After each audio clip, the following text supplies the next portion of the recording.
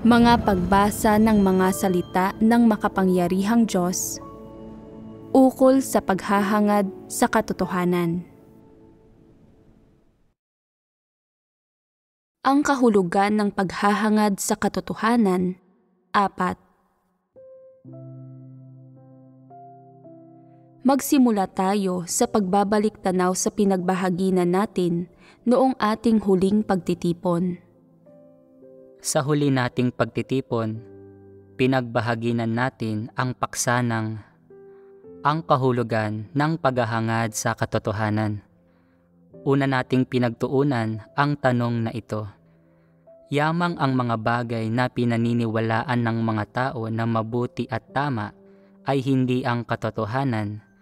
Bakit kumakapit pa rin ang mga tao sa mga bagay na iyon na para bang ang mga iyon ang katotohanan? At iniisip nila na sa pagkapit sa mga iyon, hinahangad nila ang katotohanan? Naglahad ka ng 3 dahilan para dito. Pangunahin mong tinalakay ang una sa mga iyon, na kung ano mismo ang mga bagay na iyon, na pinaniniwalaan ng mga tao na mabuti at tama sa kanilang mga kuro-kuro. Sa ating huling pagtitipon, pangunahin nating pinagbahaginan ang tungkol sa unang dahilan. Pinag-usapan natin ang mga bagay na pinaniniwalaan ng mga tao na mabuti at tama sa kanilang mga kuro-kuro at hinati natin ang mga bagay na iyon sa 2 malawak na kategorya. Ang una ay mabubuting pag-uugali, ang pangalawa ay mabubuting asal. Sa kabuuan, nagbigay ako ng 6 na halimbawa para sa unang kategorya ng mabubuting pag-uugali. Ang pagiging may pinag-aralan at matino, pagiging malumanay at pino, pagiging magalang, pagpipitagan sa matatanda at pangangalaga sa mga bata, pagiging magiliw at pagiging madaling lapitan. Hindi pa natin napagbabahaginan ang pangalawang kategorya, mabubuting asal. May ilang issue na dapat nating suriin ng kaunti pagkatapos pagbahaginan ang mga ito upang linawin at klaruhin ang mga katotohanan at prinsipyo ng pagbabahaginan na iyon at gawing malinaw at klaro ang lahat. Sa paggawa nito, magiging mas madali para sa inyo na maunawaan ang katotohanan. Ang pagbabahaginan natin noong huli ay binuo ng ilang malalawak na seksyon, gayon din ng ilang partikular na halimbawa. Parang ang dami, pero ang totoo, nagbahaginan lang tayo tungkol sa ilang partikular na bagay sa loob ng malalawak na seksyong iyon at lalo pa nating hinimay ang mga partikular na bagay na iyon upang maging mas malinaw at mas natatangi ang pagbabahaginan. Nagbigay tayo ng 6 na halimbawa ng mabubuting pag-uugali, ngunit hindi tayo nagbahaginan ng detalyado tungkol sa bawat isa sa mga ito ng isa-isa. Sa mga halimbawang iyon, ang pagiging may pinag-aralan at matino ay isang klasikong representasyon ng kung ano ang pinaniniwalaan ng mga tao na tama at mabuti sa kanilang mga kuro-kuro. Nagbigay tayo ng kaunti pang pagbabahagi tungkol sa halimbawang ito. Katulad nito ang iba pa. Maaari kayong gumamit ng katulad na pamamaraan upang suriin at kilatisin ang mga ito. Ngayon, bago tayo tumungo sa pinakanilalaman ng ating pagbabahaginan, magkukwento ako sa inyo ng 2 maikling kwento. Mahilig ba kayong makinig sa mga kwento? Hindi nakapapagod na makinig sa isang kwento at hindi ito nangangailangan ng labis na konsentrasyon. Hindi ito masyadong mahirap gawin kumpara sa iba at maaari itong maging interesante. Kaya, makinig ng mabuti at habang nakikinig kayo sa nilalaman ng mga kwento, isipin din ninyo kung bakit ko ikinukwento ang mga ito. Anong mga partikular at pangunahing ideya ang nakapaloob sa mga ito? O sa madaling salita, anong mga praktikal na bagay ang makakamit ng mga tao sa pakikinig sa mga ito? O siya, simulan na natin ang ating mga kwento. Ito ang mga kwento ni na Xiaoxiao at Xiaoji. Ang mga kwento ni na Xiaoxiao at Xiaoji. Sa loob ng ilang panahon, nakararamdam si Xiaoxiao ng sakit sa kanyang mga mata, kasama ng malabong paningin, pagkasensitibo sa liwanag, pagduluha dulot ng hangin, pakiramdam na may kung ano sa kanyang mga mata at iba pang gayong sintomas. Kinukuskus niya ang mga ito, ngunit hindi ito gaanong nakatulong. Hindi alam ni Xiaoxiao kung ano ang problema sa kanya. Naisip niya, hindi ako kailanman nagkaroon ng problema sa mga mata ko dati at ayos naman ang paningin ko. Ano ang nangyayari? Nang tumingin siya sa salamin, mukhang katulad naman ng dati ang kanyang mga mata. Medyo mas mapula lang at kung minsan ay medyo pulang-pula. Nakalilito ito para kay Xiaoxiao at medyo nakababagabag. Hindi niya masyadong pinagtuunan ng pansin ang issue noong kasisimula pa lang nito. Ngunit nang magsimulang dumalas ang paglitaw ng kanyang mga sintomas, hindi na niya ito natiis sa huli. Pinag-isipan niya ito. Dapat bang pumunta ako sa doktor o subukan kong alamin ang tungkol dito nang ako lang? Magiging mahirap ang paghahanap ng impormasyon tungkol dito at maaari pa akong magkamali ng pagsusuri sa kung ano ang aktwal na problema. Mas mabuting dumiretso ako sa doktor. Tiyak na magbibigay siya ng tumpak na pagsusuri. Kaya nagpunta si Xiaoxiao sa doktor. Sinuri siya ng doktor at walang nakitang malalalang problema. Nagreseta ito ng ilang regular na eye drop at pinayuhan si Xiaoxiao na alagaan ang mga mata niya at huwag pagurin ang mga ito. Labis na nakahinga ng maluwag si Xiaoxiao nang malaman na walang malalang problema sa kanyang mga mata.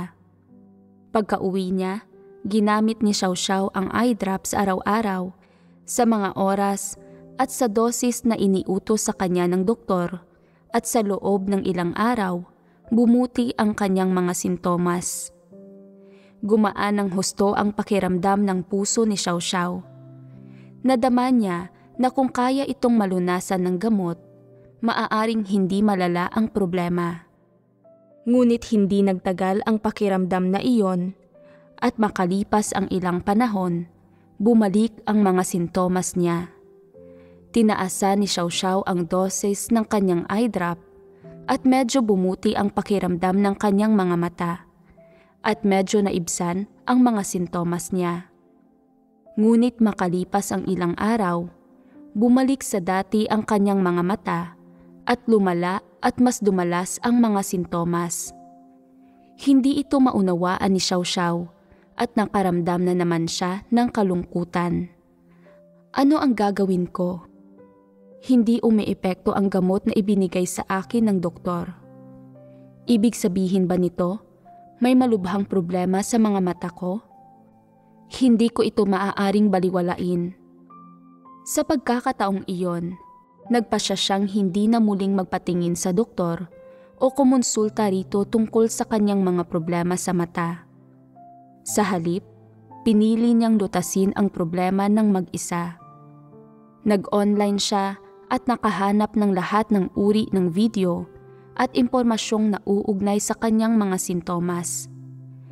Karamihan sa mga ito ay nagsasabing ang mga problemang ito ay sanhi ng hindi wastong paggamit sa mga mata na kailangan niyang alagaan ang kanyang mga mata at na mas mahalagang gamitin niya ng wasto ang mga ito. Nadama ni Xiaoxiao na hindi nakatutulong ang payo na ito at na hindi nito malulutas ang problema niya. Kaya nagpatuloy siya sa paghahanap ng impormasyon. Isang araw, may natagpuan siyang resource na nagsasabing ang mga sintomas niya ay maaaring sanhi ng pagdurugo ng retina na maaaring pagsisimula ng glaucoma. Posible ring humantong sa katarata ang kanyang mga sintomas kapag lumala ang mga ito. Nang mabasa ni Xiao ang mga salitang glaucoma at katarata, nabalisa siya ng husto. Nagdilim ang paningin niya at muntik na siyang mahimatay. Kumakabog sa dibdib niya ang puso niya. O Diyos ko, ano ang nangyayari? Magkakaroon ba talaga ako ng glaucoma at katarata? Narinig ko na nangangailangan ng operasyon ang katarata at na kung may glaucoma ka, malamang na mabulag ka. Magiging katapusan ko na iyon, hindi ba? Bata pa ako. Kung mabubulag nga ako, paano ako mabubuhay sa natitirang bahagi ng buhay ko bilang isang bulag? Ano pa ang aasahan ko kung magkagayon? Hindi ba't kakailanganin kong gugulin ang buhay ko sa kadiliman? Nang tingnan ni Xiao ang mga salitang glaucoma at katarata sa pahina, hindi na siya mapakali. Nabalisa siya at lalo siyang nalugmok sa depresyon at kawalan ng pag-asa. Hindi niya alam kung ano ang gagawin o kung paano niya haharapin ang mga darating na araw. Napuno siya ng kalungkutan at hindi na siya makatuon sa mga bagay na nasa harapan. Sa harap ng problemang ito, ganap na nalugmok sa kawalan ng pag-asa si Xiao. Nawalan siya ng interes na mabuhay at hindi siya makapag-ipon ng lakas para gampanan ang kanyang tungkulin. Ayaw niyang bumalik sa doktor o banggitin sa ibang tao ang mga problema niya sa mata. Siyempre pa, natakot siyang malaman ng mga tao na magkakaroon siya ng glaucoma o katarata. At ganun-ganun lang, pinalipas ni Xiao ang bawat araw sa depresyon, pagka-negatibo at kalituhan. Hindi siya nangahas na isipin o planuhin ang kinabukasan niya dahil para sa kanya, ang hinaharap ay isang kahila-hilakbot at kalunos-lunos na bagay. Ipinamuhay niya ang mga araw niya sa depresyon at kawalan ng pag-asa. Lugmok na lugmok siya. Ayaw niyang magdasal o magbasa ng mga salita ng Diyos at lalong ayaw niyang makipag-usap sa ibang tao. Para bang ganap siyang naging ibang tao. Makalipas ang ilang araw na ganito, biglang naisip ni Xiao. Tila isang miserableng kondisyon ang kinasasadlakan ko. Dahil malabo ang kinabukasan ko at hinayaan ako ng Diyos na magkaroon ng ganitong sakit, sa halip na protektahan ako, bakit ko papatuloy na gagampanan ng maayos ang tungkulin ko? Maikli ang buhay. Bakit hindi ko samantalahin ang pagkakataon habang maayos pa ang paningin ko na gawin ang ilan sa mga bagay na gusto ko at palayawin ang sarili ko? Bakit dapat maging labis na nakapapagod ang buhay ko? Bakit ko sasaktan at tatratuhin ng hindi maganda ang sarili ko? At kaya, kapag hindi natutulog, kumakain, o nagtatrabaho si Xiao, ginugugol niya ang karamihan ng oras niya sa internet, paglalaro, panunood ng mga video, dire-diretsyong panunood ng mga palabas, at kapag lumalabas siya, dinadala pa niya ang telepono niya at naglalaro doon ng games nang walang tigil. Ginugol niya ang mga araw niyang wiling-wili sa mundo ng internet. Natural na habang ginagawa niya ito, lumala ng lumala ang sakit sa mga mata niya at naging mas malubha rin ang mga sintomas niya. Kapag hindi na niya ito matiis, ginagamit niya ang eye drops niya para maibsan ang mga sintomas niya. At kapag medyo bumubuti ang mga ito, muli siyang nagbababad sa internet, pinapanood ang mga bagay na gusto niya. Ito ang paraan niya para maibsan ang takot at pagkasindak sa kaibuturan ng puso niya, at ito ang paraan niya para magpalipas ng oras para malampasan ang mga araw niya. Sa tuwing sumasakit ang mga mata niya at lumalala ang mga sintomas niya, wala sa loob na tinitingnan ni Xiao ang mga tao sa paligid niya at iniisip na ginagamit ng ibang mga tao ang mga mata nila na gaya ng ginagawa ko. Bakit hindi namumula? Palaging naluluha at parang may kung ano ang mga mata nila. Bakit ako ang may sakit na ito? Hindi ba't may pinapaburan ang Diyos? Lubos kong ginugol ang sarili ko para sa Diyos. Bakit hindi niya ako pinoprotektahan? Sobrang hindi patas ang Diyos. Bakit ang swerte ng lahat ng ibang tao na makamit ang proteksyon ng Diyos, pero ako ay hindi? Bakit palaging sa akin sumasapit ang lahat ng kamalasan? Habang mas nag-iisip si Xiao, mas nagagalit at nayayamot siya. At habang mas nagagalit siya, mas gusto niyang gamitin ang online na libangan at mga pampalipas oras upang pawiin ang kanyang sama ng loob at galit. Gusto niyang maalis ang sakit niya sa mata sa lalong madaling panahon, ngunit habang mas gusto niyang maalis ang sama ng loob at galit niya, mas lalo siyang nawawalan ng galak at kapayapaan at mas nararamdaman niyang malas siya, gaano man siya kababad sa internet. At sa puso niya, nagrereklamo siya sa hindi pagiging patas ng Diyos. Sunod-sunod na lumipas ang mga araw ng ganito. Hindi bumuti ang problema sa mata ni Xiao at sumama ng sumama ang timpla niya. Sa ganoong senaryo, lalong naramdaman ni Xiao na wala siyang magawa at malas siya. Nagpatuloy ng ganito ang buhay ni Xiao. Walang makatulong sa kanya at hindi siya humingi ng tulong. Ginugol lang niya ang bawat araw nang wala sa sarili, nalulumbay at walang magawa. Iyon ang kwento ni Xiao. Hanggang doon na lamang iyon. Sunod ay ang kwento ni Xiaoji. Habang ginagampanan ang kanyang tungkulin, naharap si Xiaoji sa parehong problema ni Xiao. Lumabo ang kanyang paningin at palaging parang namamaga at mahapdi ang mga mata niya. Madalas itong sinasabayan ng pakiramdam na may kung anong nasa mga mata niya at hindi bumubuti ang kanyang mga mata pagkatapos niyang kuskusin ang mga ito. Naisip niya, ano ang nangyayari? Maayos dati ang mga mata ko. Kahit kailan ay hindi pa ako nakapagpatingin sa doktor sa mata. Ano ba ang nangyayari sa mga mata ko kamakailan? May problema kaya sa mga mata ko? Nang tumingin siya sa salamin, mukhang wala namang ipinagkaiba sa dati ang mga mata niya. Nakadarama lang siya ng mainit na sensasyon sa kanyang mga mata at kapag kumukurap siya ng madiin, lalong humahapdi at namamaga ang mga ito at nagsisimulang maluha. Nadama ni Xiaoji na may mali sa kanyang mga mata at naisip niyang, malaking bagay ang mga problema sa mata. Hindi ko ito dapat baliwalain.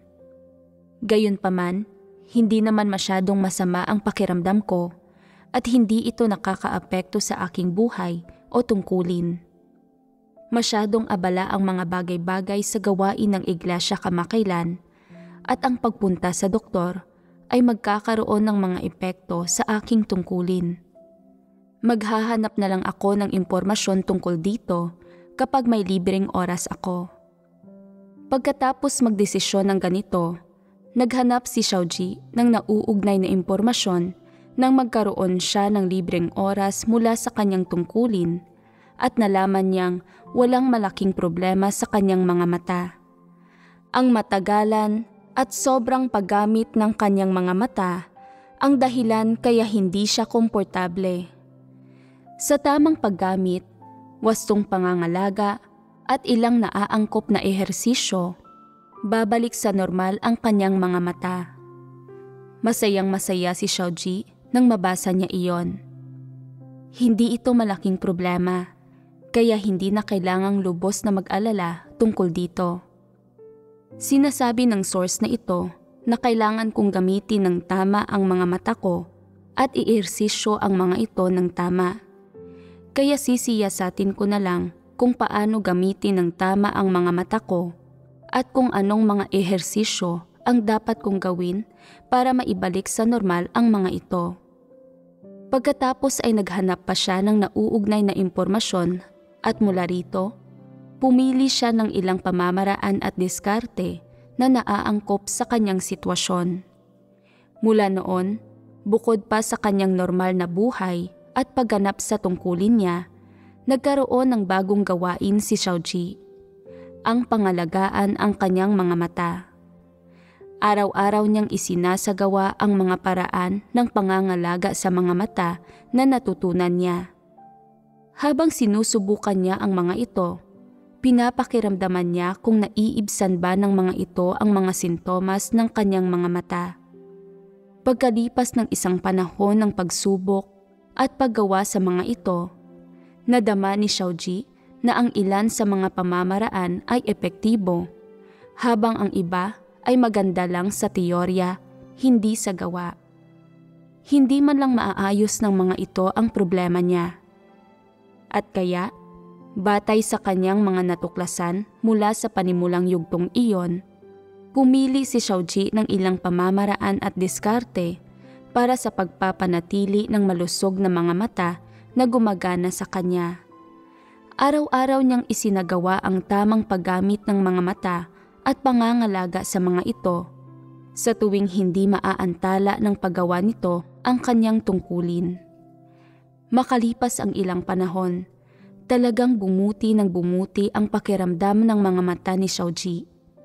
Ang kanyang mga dating sintomas, pamumula, hapdi, mainit na sensasyon at iba pa ay unti-unting nawala at dumalang ng dumalang ang mga ito. Pakiramdam ni Xiaoji ay napakaswerte niya. Salamat sa Diyos para sa kanyang pamumuno.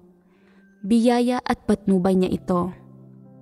Bagamat mas kaunting problema na lang ang nadarama niya sa kanyang mga mata at hindi na gaanong malubha ang mga sintomas niya, patuloy na isinasagawa ni Xiaoji ang mga pamamaraang iyon ng pangangalaga sa mata at ginagamit niya ng tama ang kanyang mga mata nang hindi nagpapabaya. At pagkalipas ng ilang panahon, ganap na bumalik sa normal ang mga mata niya. Mula sa karanasang ito, natuto si Xiaoji ng ilang paraan upang mapanatiling malusog ang kanyang mga mata at natutunan niya rin kung paano gamitin ang kanyang mga mata at mamuhay ng tama. Nagdagdag siya ng ilang positibo at sentido komon na kaalaman sa kanyang kasanayan sa buhay. Masayang masaya si Xiaoji. Nadama niyang bagamat nakaranas siya ng ilang tagumpay at kabiguan at nagkaroon ng ilang hindi karaniwang karanasan, sa huli ay nagkamit siya ng ilang mahahalagang karanasan sa buhay mula rito. Sa tuwing may magsasabi sa paligid niya na masakit ang mga mata nito, na namamaga at mahapdi ang mga iyon, tapat na sinasabi ni Xiaoji sa taong iyon ang kanyang naging karanasan at mga diskarte at pamamaraang ginamit niya. Sa tulong ni Xiaoji, iyong mga nakararanas ng mga sintomas ng mga problema sa mata ay natuto rin ng mga paraan at diskarte para gamitin ng tama ang kanilang mga mata at para mapanatiling malusog ang kanilang mga mata. Masaya si Xiaoji at malaki ang naitulong niya sa mga tao sa paligid niya. At kaya naman sa loob ng panahong iyon, nagkamit si Xiaoji at ang iba pa ng ilang sentido komon na kaalaman na dapat taglayin ng mga tao sa kanilang buhay bilang mga tao. Ang lahat ay gumawa at gumanap ng kanilang mga tungkulin ng sama-sama, ng masaya at nagagalak. Hindi nagpatalo si Xiaoji sa pagkanegatibo o kawalang magawa dahil sa problema niya sa mata. Hindi rin siya kailanman nagreklamo tungkol sa kamalasan niya. Bagamat nakita niya ang nakita ni Xiao na ilang nakababahalang pahayag noong naghahanap siya ng impormasyon, hindi niya masyadong pinansin ang mga iyon. Sa halip, aktibo at wasto niyang nilutas ang problema niya. Nang mangyari ang parehong bagay kay Xiao, paulit-ulit itong nasadlak sa depresyon, sa kawalang magawa at kalituhan. Sa kabilang banda, bukod sa naiwasan ni Xiaoji na masadlak sa depresyon at kalituhan, hindi rin siya naghinanakit sa Diyos at nakamit pa niya mula sa mga pangyayaring ito ang isang mas kapaki-pakinabang, aktibo at positibong saloobin sa buhay. Tinulungan niya ang sarili niya at tinulungan niya ang iba. Iyon ang mga kwento ni na Xiao at Xiaoji. Pareho na ninyo ngayong narinig ang mga kwento nila. Naunawaan ba ninyo ang mga ito? Sino sa kanila ang gusto ninyo? Si Xiao o si Xiaoji? Si Xiaoji. Ano ang hindi maganda kay Xiao? Nang may mga bagay na sumapit sa kanya, hindi niya nagawang harapin ang mga iyon ng tama. Naging negatibo siya at mapanlaban. Ang maging negatibo at mapanlaban ay ang magdulot ng sariling pagkawasak. Kapag may mga bagay na sumasapit sa ibang tao, nagagawa nilang hanapin ang katotohanan upang lutasin ang mga ito. Ngunit nang may sumapit kay Xiao, hindi niya nagawang hanapin ang katotohanan, pinili niya ang pagkanegatibo at paglaban. Hinahabol niya ang sarili niyang pagkasira. Maaaring maunlad na ang impormasyon sa ngayon, ngunit sa satanikong mundong ito, laganap ang mga kasinungalingan at panlilinlang. Ang mundo ay puno ng mga kasinungalingan at panlilinlang.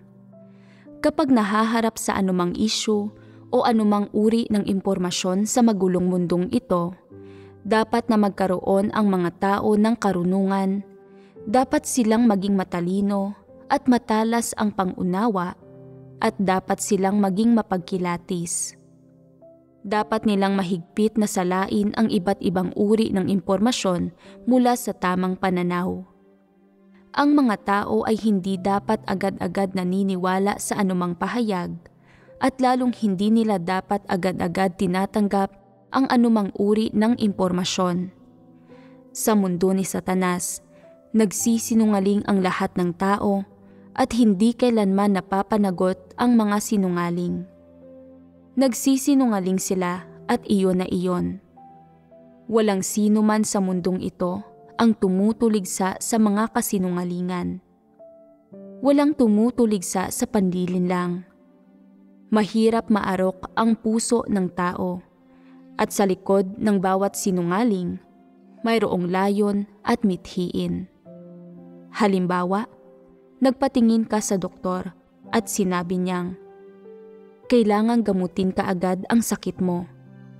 Kung hindi, posible itong maging kanser. Kung matatakutin ka, masisindak ka. Nako, posible itong maging kanser. Gamutin natin ito kaagad. At bilang resulta, habang mas sinusubukan mo itong gamutin, mas lumalala ito at hahantong ka sa ospital. Ang talagang sinabi ng doktor ay posibleng maging kanser ang sakit mo na nangangahulugang hindi pa ito kanser. Subalit nagkamali ka ng pagkaintindi na dapat itong gamutin kaagad na para bang kanser ito. Hindi mo ba hinahabol ang kamatayan sa paggawa nito? Kung gagamutin mo ito bilang kanser, habang mas sinusubukan mo itong gamutin, mas bibilis kang mamamatay. Magagawa mo bang mabuhay ng mas matagal kung gayon? Sa katunayan, hindi naman kanser ang sakit mo. Kaya bakit sasabihin ng doktor na kung hindi mo ito gagamutin, magiging kanser ito? Sinasabi niya ito upang perahan ka para ipagamot mo ang sakit mo na para bang malubha ito. Kung alam mong hindi ito malubhang sakit, hindi mo ito susubukang ipagamot at hindi niya makukuha ang pera mo. Maraming doktor na kapag nakikita ang kanilang mga pasyente, sinusunggaban nila ang mga ito tulad ng isang demonyong sumusunggab sa isang tao at kumakapit sila ng mahigpit at ayaw nilang bumitaw. Isa itong karaniwang paraan na ginagamit ng karamihan sa mga doktor sa kanilang mga pasyente.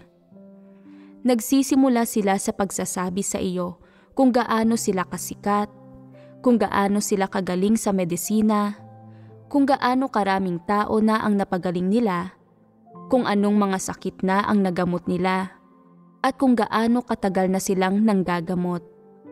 Hihimukin ka nilang magtiwala sa kanila na umupo ka ng tuwid at tanggapin ang panggagamot nila. Pagkatapos, sasabihin nila sa iyo na magkakaroon ka ng malubhang sakit at na kung hindi ka sasailalim sa gamutan, maaari kang mamatay. Lahat ay mamamatay. Ngunit ang sakit na ito ba talaga ang papatay sa iyo? Hindi tiyak na ito nga. Nasa mga kamay ng Diyos ang buhay at kamatayan ng bawat tao. Siya ang nagpapasya niyon, hindi mga doktor. Madalas na ginagamit ng mga doktor ang pakanang ito upang linlangin ang mga tao. Iyong mga matatakutin at takot sa kamatayan ay humihingi ng payong medikal kung saan-saan at hinahayaan ang mga doktor na gumawa ng mga pahayag tungkol sa kanilang kalusugan. Kung sasabihin ng doktor nila na may tsansa silang magkaroon ng kanser, paniniwalaan nila ito at magmamadali silang ipagamot ito sa doktor para mawala ang panganib na mamatay sila sa kanser. Hindi ba tinatakot lang nila ang sarili nila? Ititigil na natin ngayon ang pag-uusap tungkol sa mga doktor at itutuloy ang pag-uusap tungkol kay Xiaoxiao at Xiaoji. Magkaibang-magkaiba ang kanilang mga perspektibo, pananaw at opinyon tungkol sa lahat ng nangyayari sa paligid nila. Si Xiaoxiao ay lubos na negatibo, samantalang si Xiaoji ay nagagawang harapin ng tama ang mga bagay-bagay na sumasapit sa kanya. Taglay ni Xiaoji ang katwiran at paghusga ng normal na pagkatao at hinaharap niya ang mga bagay-bagay sa aktibong paraan.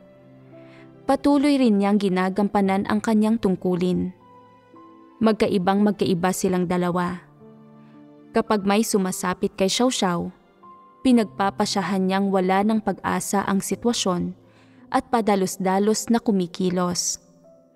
Hindi niya hinahanap ang tamang pamamaraan at diskarte para harapin ito at siya rin ay walang pagkakilala, naguguluhan, hangal, sutil at mapagmatigas, at lubos pang mapaghangad ng masama. Kapag nagkakasakit siya o kapag may nakakaharap siyang ilang suliranin o may masamang nangyayari sa kanya, umaasa siyang mangyayari din ito sa lahat. Kinamumuhian niya ang Diyos sa hindi pagprotekta sa kanya at nais niyang maglabas ng galit.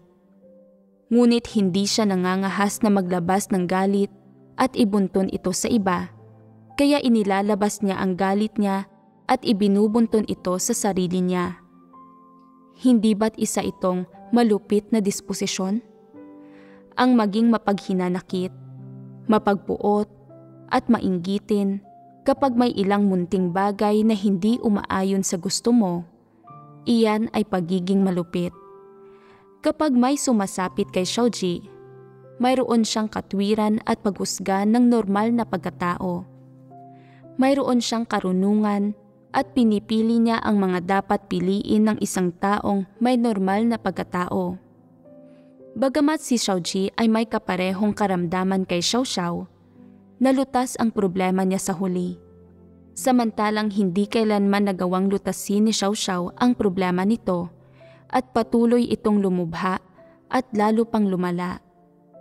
Seryoso ang problema ni Xiaoxiao at hindi lang ito karamdaman ng katawan. Inilantad niya ang disposisyon na nasa kaibuturan ng kanyang puso. Inilantad niya ang kanyang pagiging sutil, mapagmatigas, hangal, at mapaghangad ng masama. Iyon ang pinagkaiba nilang dalawa.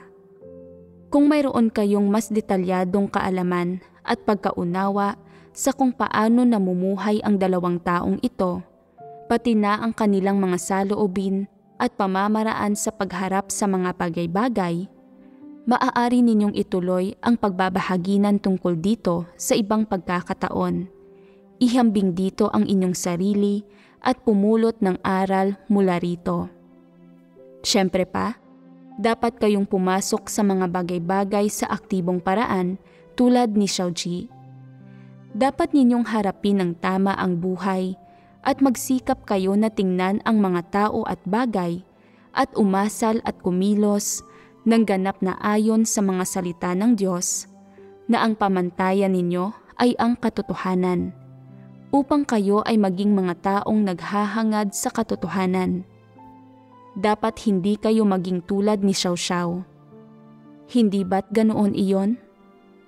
Ganoon kayo dapat maghangad at magsagawa. Ngayon, magbabalik tanaw tayo sa pinagbahaginan natin sa ating huling pagtitipon. Pinag-usapan natin ang unang aspeto ng mga bagay na pinaniniwalaan ng mga tao sa kanilang mga kuro-kuro na tama at mabuti, mabubuting pag-uugali, at naglista tayo ng 6 na halimbawa ng mabubuting pag-uugali. Ang lahat ng iyon ay mga bagay na isinusulong ng tradisyonal na kultura at mabubuting pag-uugali na gusto ng mga tao sa kanilang tunay na buhay. Maaari ba ninyong sabihin sa akin kung ano ang mga iyon? Pagiging may pinag-aralan at matino, pagiging malumanay at pino, pagiging magalang, pagpipitagan sa matatanda at pangangalaga sa mga bata, pagiging magiliw, at pagiging madaling lapitan. Hindi na tayo nagbigay ng iba pang halimbawa. Maaaring may ilang pagkakaiba sa mga tradisyonal na kultura ng ibang mga bansa ang 6 na kinatawang mabubuting pag-uugali na isinusulong ng tradisyonal na kulturang Chinese, ngunit hindi na natin ililista ang mga ito. Noong huli, pinagbahaginan at sinuri natin ang ilan sa mga partikular na nilalaman ng 6 na mabubuting pag-uugaling ito. Sa pangkalahatan, hindi kinakatawan ng mga panlabas na mabubuting pag-uugaling ito ang mga positibong bagay sa pagkatao at lalong hindi kinakatawan ng mga ito na nagbago ang disposisyon ng isang tao. Hinding-hindi pinatutunayan ng mga ito na ang isang tao ay nauunawaan ang katotohanan at isinasabuhay ang realidad nito. Mga panlabas na pag-uugali lamang ito na nakikita ng tao. Sa madaling salita, mga panlabas na pagpapamalas ito ng tao. Mga formalidad lamang ang mga panlabas na pagpapamalas at pagbuhos na ito na nangyayari kapag ang mga tao ay nakikipag-ugnayan, nakikisalamuha sa isa't isa, at namumuhay kasama ang isa't isa. Ano ang tinutukoy ng mga formalidad? Tumutukoy ito sa mga pinakapaimbabaw na bagay na nagpapakalma sa mga tao kapag nakikita nila ang mga ito. Walang kinakatawan ang mga ito na diwa ng mga tao, ni kanilang mga iniisip at pananaw, ni kanilang saloobin sa mga positibong bagay, at lalong hindi kinakatawan ng mga ito ang saloobin ng mga tao sa katotohanan. Ang mga kinakailangan at pamantayan ng pagsusuri na taglay ng sangkatauhan tungkol sa mga panlabas na pag-uugali ay mga formalidad lang na kayang maunawaan at makamit ng mga tao. Walang anumang kinalaman ang mga ito sa diwa ng tao. Gaano man tila kagiliw o kadaling lapitan ang mga tao sa panlabas, at gaano man gusto, iginagalang, ipinagpipitagan, at sinasamba ng iba ang mga panlabas na pag-uugaling isinasabuhay nila, hindi ito nangangahulugan na mayroon silang pagkatao, ni hindi ito nangangahulugan na ang kalikasan at diwa nila ay mabuti o na mapagmahal sila sa mga positibong bagay o nagtataglay sila ng pagkaunawa sa pagiging matuwid. At syempre pa, lalong hindi ito nangangahulugan na sila ay mga taong kayang hangarin ang katotohanan. Ang lahat ng mabubuting pag-uugali na ibinuod ng sangkatauhan ay ilang panlabas na pagpapamalas at mga isinabuhay na bagay lamang na isinusulong ng sangkatauhan upang maiba ito mula sa iba pang uri ng nilalang. Halimbawa, ang pagiging may pinag-aralan at matino, malumanay at pino, at magalang. Ipinapakita lang ng mabubuting pag-uugaling ito na ang isang tao ay medyo maayos ang asal, magalang, may pinag-aralan, at sibilisado sa panlabas, hindi tulad ng mga hayop na walang sinusunod na patakaran. Pinupunasan ng mga tao ang kanilang bibig gamit ang mga kamay nila o tissue pagkatapos nilang kumain o uminom. Nililinis ang kanilang sarili ng kaunti. Kung susubukan mong punasan ang bibig ng isang aso pagkatapos nitong kumain o uminom, hindi ito matutuwa. Hindi nauunawaan ng mga hayop ang gayong mga bagay. Kung gayon, bakit nauunawaan iyon ng mga tao? Dahil ang mga tao ay matataas na uri ng hayop. Kaya dapat nilang maunawaan ang mga bagay na ito. Kaya naman, ang mabubuting pag-uugaling ito ay mga ginagamit lang ng tao upang kontrolin ang ugali ng biolohikal na grupo ng sangkatauhan, at ang ginagawa lang ng mga ito ay ipagkaiba ang sangkatauhan mula sa mabababang uri ng nilalang. Walang kinalaman ang mga ito sa pag-asal o sa paghahangad sa katotohanan o pagsamba sa Diyos. Nangangahulugan ito na bagamat maaaring ipinamumuhay mo ang mga pamantayan at kinakailangan ng pagiging may pinag-aralan at matino, malumanay at pino, at iba pa, bagamat maaaring mayroon ka ng mabubuting pag-uugaling ito, hindi ibig sabihin nito na isa kang taong may pagkatao o isang taong nagtataglay ng katotohanan o isang taong natatakot sa Diyos at lumalayo sa kasamaan. Hindi talaga ito nangangahulugan ng anuman sa mga bagay na iyon.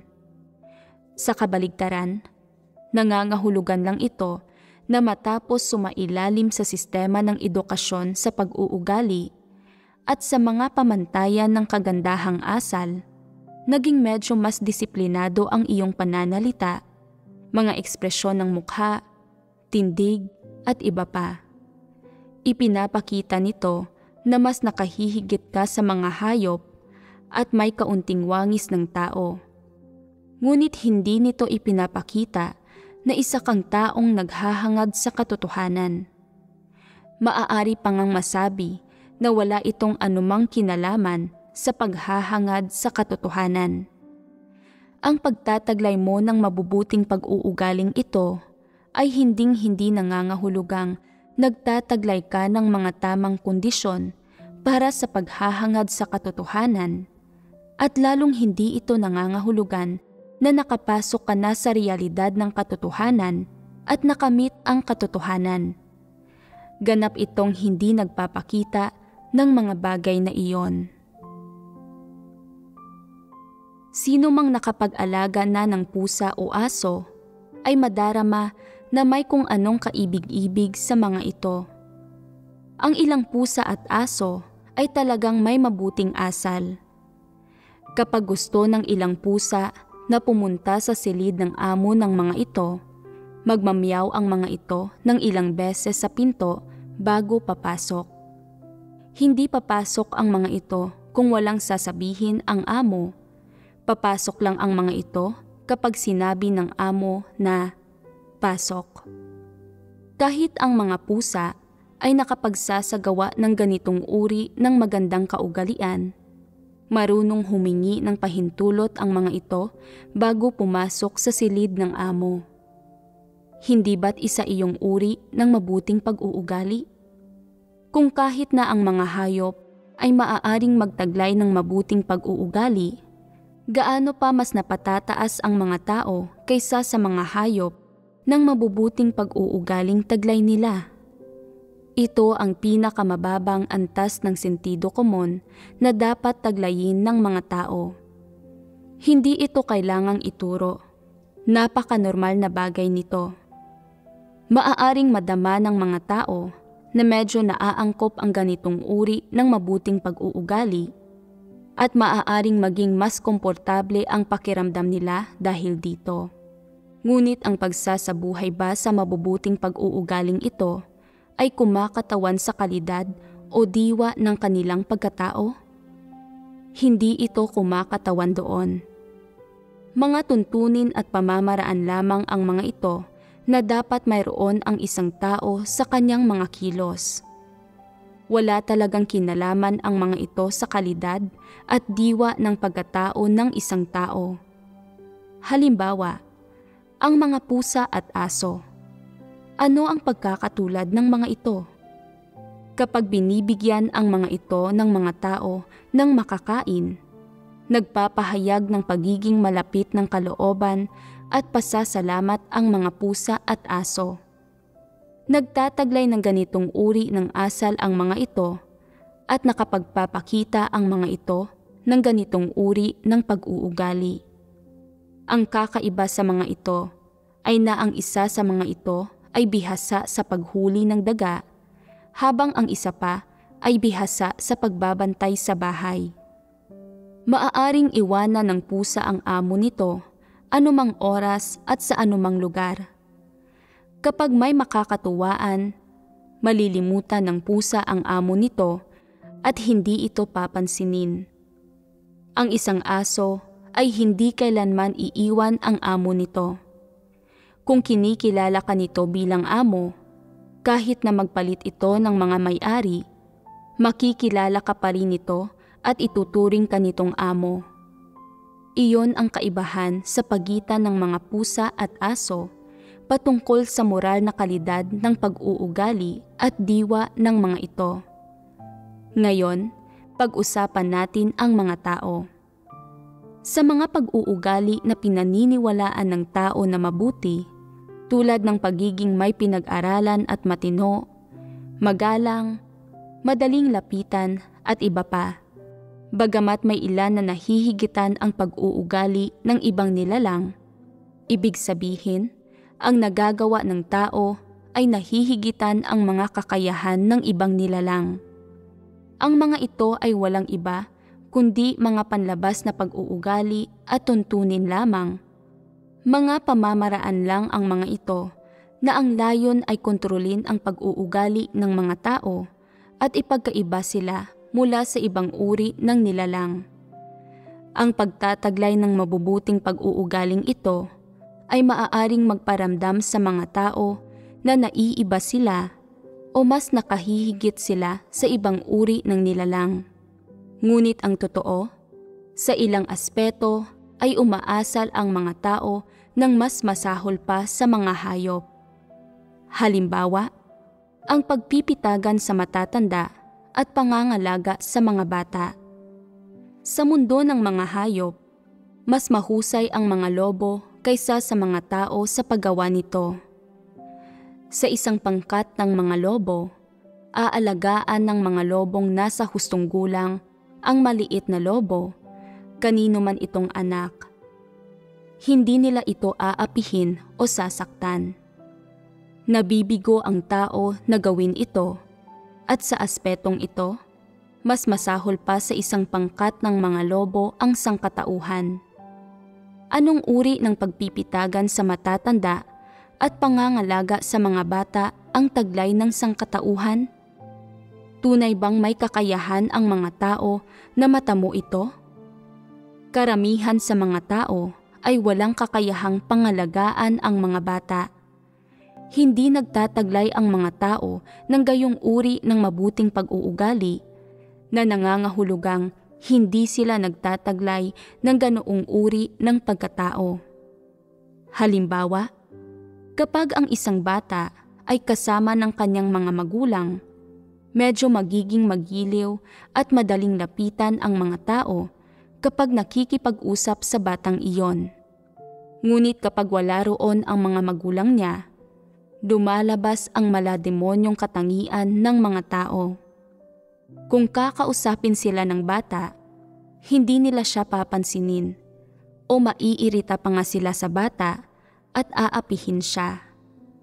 Napakasama nila. Sa maraming bansa sa mundo, pangkaraniwan ang child trafficking. Isa itong pandaigdigang problema. Kung ang mga tao ay hindi man lang nagtataglay ng mabuting pag-uugali na pagpipitagan sa matatanda at pangangalaga sa mga bata, at wala silang nadaramang kirot ng konsyensya kapag nang aapi sila ng mga bata, sabihin ninyo sa akin, anong uri ng pagkatao iyon? Nagkukunwari pa rin silang iginagalang ang matatanda at inaalagaan ang mga bata, ngunit pagpapanggap lang ito. Bakit ko ibinibigay ang halimbawang ito?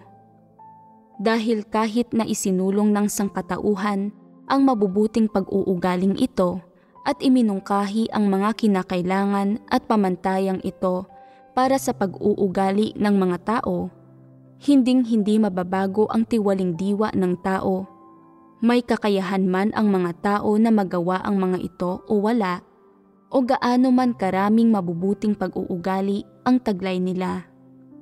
Ang pamantayan para sa pagtingin ng tao sa mga tao at bagay at para sa kanyang asal at mga kilos ay ganap na umuusbong mula sa mga isipin at pananaw ng tiwaling sangkatauhan at tinutukoy ang mga ito ng mga tiwaling disposisyon.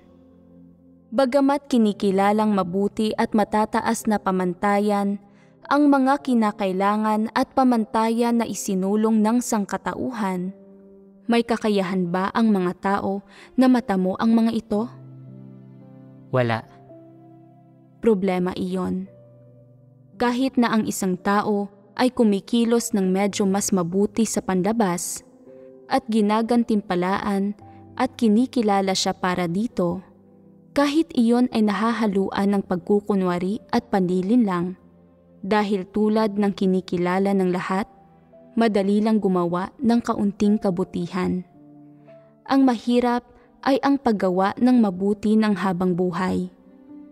Kung tunay siyang mabuting tao, bakit napakahirap para sa kanya na gumawa ng mabubuting bagay? Kaya, walang tao ang kayang ipamuhay ang tinatawag na mga mabuti at kinikilalang pamantayan ng sangkatauhan. Ito ay pawang pagmamayabang, pandaraya at kathang-isip. Kahit na kayang tuparin ng mga tao sa panlabas ang ilan sa mga pamantayang ito at magtaglay ng kaunting mabuting pag-uugali, tulad ng pagiging may pinag-aralan at matino, malumanay at pino, magalang, pagpipitagan sa matatanda at pangangalaga sa mga bata, pagiging magiliw at madaling lapitan. Bagamat nagagawa at taglay ng mga tao ang ilan sa mga bagay na ito, sa maikling panahon lang ito, pansamantala o sa lumilipas na sitwasyon. Taglay lang nila ang mga pagpapamalas na ito kapag kailangan. Sa sandaling may kumanti sa kanilang katayuan, pagpapahalaga sa sarili, kayamanan, mga interes, o maging sa kanilang kapalaran at mga inaasam, lalabas ang kanilang likas na pagkatao at mabangis na kalooban. Hindi na sila magmumukhang may pinag-aralan at matino, malumanay at pino, magalang, mapitagan sa matatanda at maalaga sa mga bata, magiliw o madaling lapitan. Sa halip, makikipaglaban at magpapakana sila laban sa isa't isa Bawat isa ay susubukang malinlang ang isa pa, pinaparatangan at pinapatay ang isa't isa. Napakadalas mangyari ng gayong mga bagay. Para sa kanilang mga interes, katayuan o autoridad, ang magkakapatid, magkakamag-anak at kahit mag-aama ay susubukang patayin ang isa't isa hanggang sa isa na lang sa kanila ang matirang nakatayo. Kitang-kita ang miserabling sitwasyon na umiiral sa pagitan ng mga tao. Iyon ang dahilan kung bakit ang pagiging may pinag-aralan at matino, malumanay at pino, magalang, pagpipitagan sa matatanda at pangangalaga sa mga bata, pagiging magiliw at madaling lapitan ay matatawag lang na mga produkto ng mga lumilipas na sitwasyon. Walang tao ang tunay na makapagsasabuhay ng mga ito. Kahit ang mga pantas at dakilang taong sinasamba ng mga Chinese ay walang kakayahang isabuhay ang mga ito. Kaya pawang kakatwa ang mga turo at teoryang ito. Puro kahibangan ang lahat ng ito. Ang mga taong naghahangad sa katotohanan ay nalulutas ang mga usapin patungkol sa kanilang mga personal na interes ayon sa mga salita ng Diyos at ang katotohanan ang kanilang pamantayan at naisasagawa nila ang katotohanan at nakapagpapasakop sila sa Diyos. Sa ganitong paraan, nahihigitan ng taglay nilang realidad ng katotohanan ang mga pamantayan para sa mabuting pag-uugali na kinikilala ng sangkatauhan. Ang mga hindi naghahangad sa katotohanan ay hindi makalalampas sa harang ng mga sarili nilang interes at dahil dito, hindi nila maisasagawa ang katotohanan. Ni hindi nila maitaguyod ang mga tuntunin na tulad ng mabubuting pag-uugali. Ano kung gayon ang batayan at pamantayan para sa kanilang pagtingin sa mga tao at bagay at para sa kanilang asal at mga kilos? Tiyak na mga tuntunin at doktrina lang ang mga ito, mga pilosopiya at batas ni Satanas, at hindi salita ng Diyos o ang katotohanan. Ito ay dahil hindi tinatanggap ng mga taong iyon ang katotohanan at iniingatan lang nila ang kanilang mga sariling interes, kaya natural na hindi nila maisagawa ang katotohanan. Ni hindi sila makapagtaguyod ng mabubuting pag-uugali. Sinusubukan nilang pekein ito, ngunit hindi nila mapanatili ang kanilang mga pagpapanggap. Dahil dito, nalalantad nila ang tunay nilang kulay. Para sa kanilang mga sariling interes, magpupumiglas, mang-aagaw at magnanakaw sila, magpapakana at manlilin lang sila, parurusahan nila ang iba at papatay pa ng tao. Kaya nilang gawin ang lahat ng malulupit na bagay na ito. Hindi ba't nalantad doon ang kanilang likas na pagkatao? At kapag nakalantad ang kanilang likas na pagkatao, madaling nakikita ng iba ang mga layon at batayan para sa kanilang mga salita at kilos. Nakikita ng iba na ang mga taong iyon ay ganap na namumuhay ayon sa mga pilosopiya ni Satanas, na ang batayan para sa kanilang pagtingin sa mga tao at bagay at para sa kanilang asal at mga kilos ay mga pilosopiya ni Satanas. Halimbawa, ang bawat tao para sa kanyang sarili, bahala na ang iba. Pera ang nagpapaikot sa mundo. Kung may buhay, may pag-asa. Gaya ng hindi maginoo ang lalaking may maliit na pag-iisip, hindi naman tunay na lalaki ang walang kamandag. Kung hindi ka mabait, hindi ako magiging patas. Ito ang karma mo, at iba pa. Ang mga satanikong linya ng lohika at mga batas na ito ang namamayani sa loob ng mga tao.